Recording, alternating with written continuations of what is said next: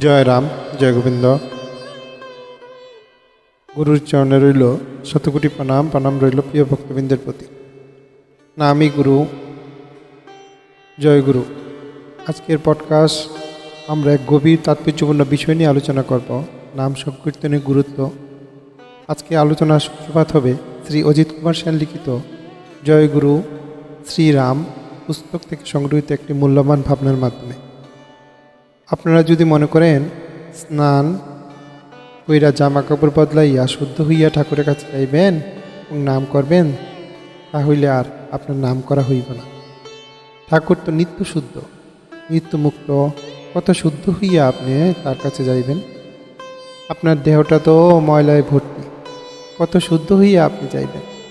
তাই যখন যে অবস্থায় থাকেন, হাটে থাকেন কি বাজারে থাকেন কিংবা বাসায় যে অবস্থায় থাকেন, নাম করবেন। নামই গুরু,